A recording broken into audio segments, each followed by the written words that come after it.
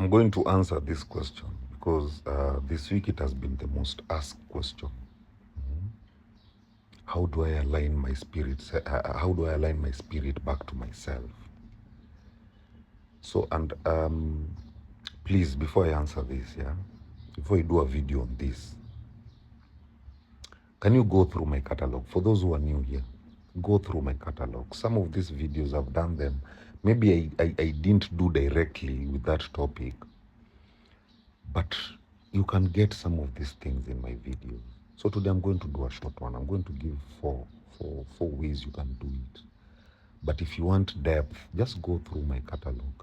You'll find the videos that you need. If you've gone through my catalog and you don't find something that feeds your curiosity, then now you can come to me. Then we can have a discussion beyond that. You know. So on an alignment, whenever you're feeling unaligned, it often means you sense a gap between how you're living and what feels true inside. You know.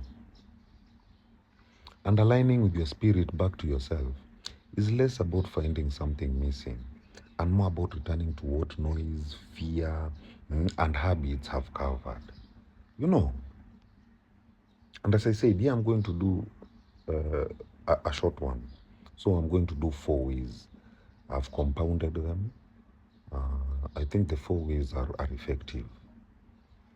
So number 1, how do you align your spirit back to yourself? Start with honesty. Ask, where am I betraying myself? This could be in relationships, routines, work, pretending, people pleasing, or worst of all, ignoring what you know is true. Misalignment usually grows through repeated small self-abandonments. It doesn't grow on one dramatic event. No. Number 2, create silence. Spirit is rarely heard over constant noise.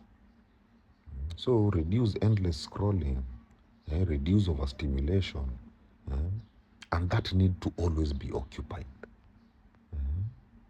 Spend time alone without distraction. Walk, sit, breathe, write. At first it may feel uncomfortable because silence reveals what busyness hides.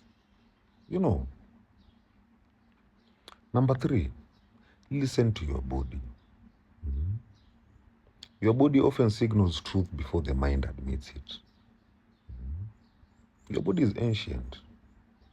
Things like tightness, heaviness, dread, exhaustion, or even relief, all those can be clues. Ask yourself, what drains you consistently? What gives you energy and peace?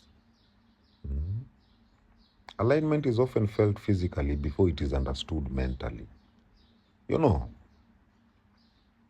And lastly, number 4, act on one truth at a time. You do not need a grand reinvention. If you know a friendship is draining, create distance. If you know you need rest, honor it. If creativity calls you, begin small. You know, spirit strengthens when trusted through action, not admired through thought. Psychologically, alignment means congruence. That is, your values, your choices, and behaviors match. When they don't, stress and inner conflict rise. You know, many people feel lost not because they lack direction, but because they repeatedly override themselves. Rebuilding trust with yourself comes through small, consistent actions. These actions must match what you know matters. You know. And here are some of the practices that help. Journaling. Journaling really helps. Therapy. Mindfulness. movement, and boundaries. My friend, boundaries. Boundary is very important. And before I forget another one, keeping promises to yourself.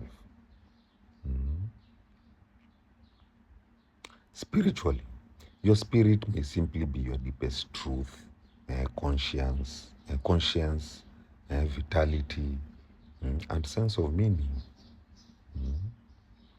Returning to it is remembering who you are beneath performance.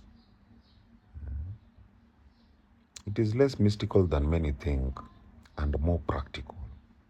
It is the truth, presence, courage, and simplicity. You know,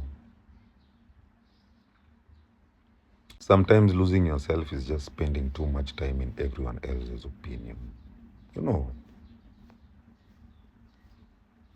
in short, to align with your spirit, reduce noise, tell the truth, listen inwardly, and act on what you already know. You do not become someone else. You need to come back to yourself. You know, my people, hail, hail,